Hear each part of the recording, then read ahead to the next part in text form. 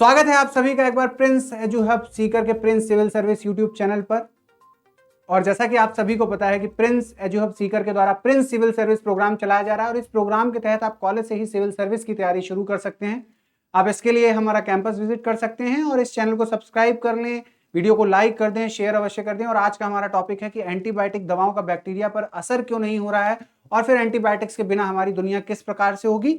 Medical journal Lancet में छपी study का हवाला देते हुए ये टॉपिक मैं ले रहा हूं और ये बहुत इंपॉर्टेंट इसलिए हो जाता है कि हाल ही में टाइफाइड का जो बैक्टीरिया है साल्मोनेला टाइफी, उसने एमडीआर यानी मल्टीपल ड्रग रेजिस्टेंस को अपने जो इम्यूनोलॉजिकल बिहेवियर है उसमें शो किया और ये कितना खतरनाक है, भयावह है आने वाली दुनिया के लिए, उसको समझ पाते हैं इस टॉपिक में। तो आइए चलते हैं और समझते हैं कि एंटीबायोटिक दवाओं के असर के बारे में हुए अब तक के सबसे बड़े अध्ययन के अनुसार वर्ष 2019 में दुनिया भर में 12 लाख से अधिक लोगों की मृत्यु ऐसे बैक्टीरिया से हुए संक्रमण की वजह से हो गई जिन पर दवाओं का असर हुआ ही नहीं। जैसा कि मैंने कहा, मल्टीपल ड्रग रेजिस्टेंस की वजह से ऐसा हुआ और यह आंकड़ा मलेरिया और एड्स के पेशेंट से भी ज्यादा था। आप इस चीज की गंभीरता को अगर समझ पाए कि कितना ज्वलंत मुद्दा है, और करंट की न्यूज इसलिए बन जाता है क्योंकि एमडीआर इसमें जो है मल्टीपल ड्रग रेजिस्टेंस, वहां से प्रश्न आ सकता है जो कि सीधा सीधा जैव प्रौद्योगिकी से संबंध रखता है और पब्लिक हेल्थ का भी एक कॉन्सेप्ट बनता है साइंस एंड टेक्नोलॉजी व जीएस पेपर 3 में और प्रीलिम्स के लिए। तो आप इसको ध्यान रखें। Medical journal the Lancet journal में प्रकाशित अध्ययन की रिपोर्ट ने, वैसे तो इसका खतरा हर किसी को है मगर गरीब देश इससे ज्यादा प्रभावित होंगे क्योंकि गरीब देशों के पास वैसे भी अच्छी दवाएं या उतना बजट नहीं होता और फिर अगर एंटीबायोटिक रेजिस्टेंस ही बैक्टीरिया बना लेंगे धीरे धीरे तो कहीं ना कहीं ये गरीब देशों के लिए तो दिक्कत और मुश्किल का सबब बनेगा ही। देखिए, मेडिकल शब्दावली में दवाओं के बेअसर होने को एंटी माइक्रोबियल रेजिस्टेंस, बल्कि इसे एमडीआर, ठीक है, मल्टीपल ड्रग रेजिस्टेंस, यानी बहुत सारी दवाएं जो होती हैं उनके खिलाफ रेजिस्टेंस पैदा हो जाना। तो ध्यान रखें, ऐसा ही कुछ टाइफाइड के केस में हुआ और यह तब होता है कि जब बैक्टीरिया, वायरसेस या फंजाई या कोई प्रोटोजोआ है वो समय के साथ बदलते हैं और उस दवा का उस माइक्रो ऑर्गेनिज्म पर असर होना कम हो जाता है। तो अगर वो दवा आपको दी जा रही है और संक्रमण है उस बैक्टीरिया से आपको, तो कहीं ना कहीं मृत्यु का खतरा क्या होगा, बढ़ जाएगा। तो मृत्यु का खतरा बढ़ जाएगा, आप इस चीज को समझ पाए। और देखें इसको कि बीते कुछ वर्षों में मामूली संक्रमणों में भी, मामूली संक्रमण जैसे जो संक्रमण सामान्यतः घर में हो जाते हैं, कोई टाइफाइड है या कोई ज्वर है या फीवर है, सामान्यतः संक्रमण की जुकाम है, तो एंटीबायोटिक दवाओं के प्रति गंभीर संक्रमणों के खिलाफ एंटीबायोटिक्स कम प्रभावी हो रहे हैं। मैंने कहा कम प्रभावी हो रहे हैं, क्या हो रहे हैं, इफेक्टिव नहीं रह गए। सामान्य रोग और संक्रमण से लोगों की मौत हो जा रही है। सामान्य से रोगों से भी क्या हो रहा है, संक्रमण से भी क्या हो रहा है, लोगों की मौत हो जा रही है। यानी ये इतने प्रतिरोधी बन गए हैं कि इलाज का उन पर असर ही नहीं हो रहा है। आप समझ पाए कि एंटीबायोटिक्स जो दी जा रही हैं वो बैक्टीरिया पर असर ही नहीं कर रही। तो फिर वो जो एंटीबायोटिक्स हैं उनके खिलाफ कहीं ना कहीं बैक्टीरिया ने क्या किया है, म्यूटेशन करके, अपने प्रोटीन्स को चेंज करके एक ऐसी संरचना या एक ऐसा इम्यून सिस्टम उसके खिलाफ क्रिएट कर दिया है कि अब उनका असर उन पे नहीं है। तो वह आपके शरीर को कहीं ना कहीं, आपकी इम्यूनोलॉजी को ज्यादा प्रभावित करेंगे और जब ज्यादा प्रभावित करेंगे तो फिर आप पर मृत्यु का खतरा बढ़ जाएगा। एंटीबायोटिक दवाओं के निष्प्रभावी होते जाने को लेकर पहले भी चिंता जताई गई और अभी तो G7 की जो बैठक हुई थी उसमें भी इस बात पर चिंता जताई गई कि ये जो एंटीबायोटिक्स के खिलाफ एमडीआर या एंटी माइक्रोबियल रेजिस्टेंस जो पैदा हो रहा है, इससे सारे देश मिलकर कैसे फिर एक नीति बनाएंगे या किस प्रकार से हम आगे की रणनीति पर काम करेंगे।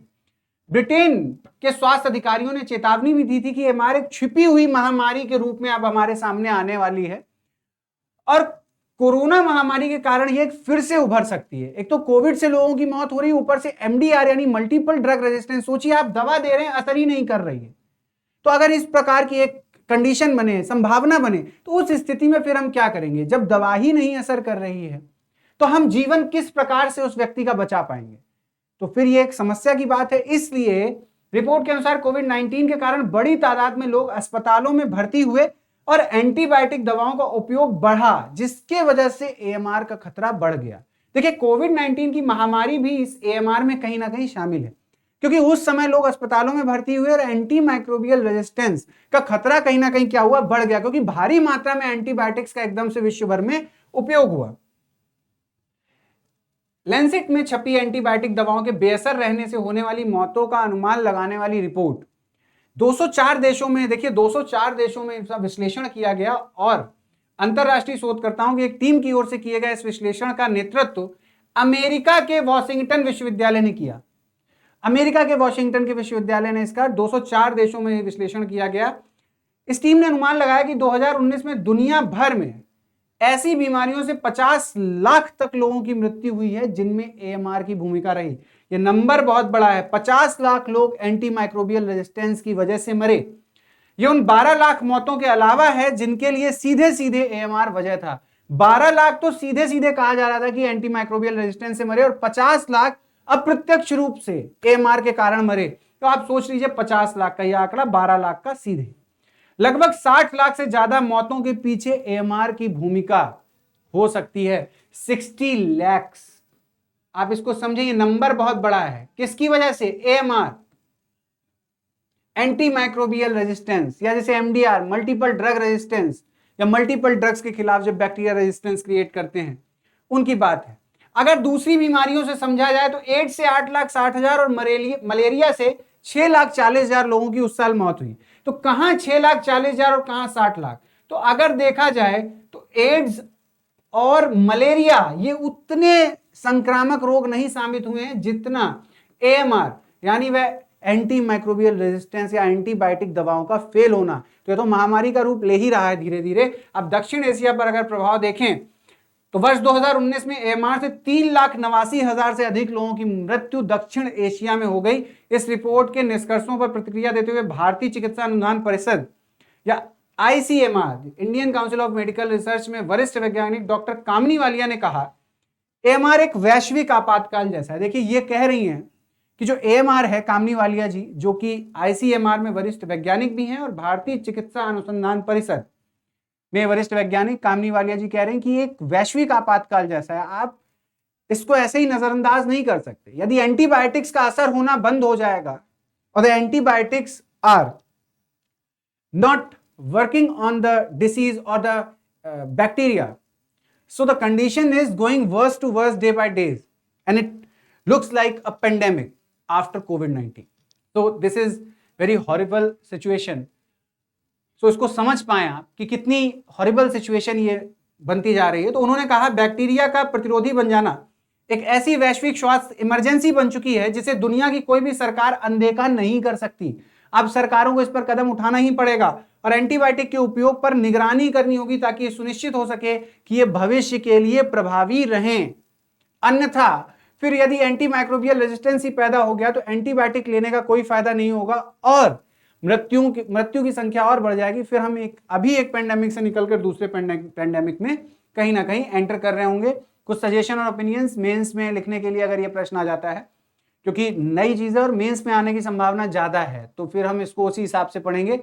अगर हम रोगाणुरोधी प्रतिरोध से दौड़ में आगे रहना चाहते हैं तो तत्काल कार्रवाई की आवश्यकता है। तत्काल कार्रवाई की आवश्यकता है। एंटी माइक्रोबियल रेजिस्टेंस को नियंत्रित करने के लिए दवाओं के समझदारी से इस्तेमाल की जरूरत है। दैट इज गुड, जो कि कामिनी वालिया जी ने भी कहा। और सबसे पहले तो खर्च इस बात पर होना चाहिए कि संक्रमण ना हो और मौजूदा एंटीबायोटिक दवाओं का उचित और समझदारी भरा इस्तेमाल और साथ ही नए एंटीबायोटिक्स भी लाए जाएं जो कि और कारगर हों। अगर बैक्टीरिया रेजिस्टेंस डेवलप करे तो हमें भी नई एंटीबायोटिक्स की खोज करनी चाहिए। आपने इस वीडियो को देखा उसके लिए बहुत बहुत धन्यवाद। और जैसा कि मैं आपको बताता हूं कि प्रिंस सिविल सर्विस कॉलेज के साथ ही आपकी सिविल सर्विस की तैयारी की व्यवस्था करता है।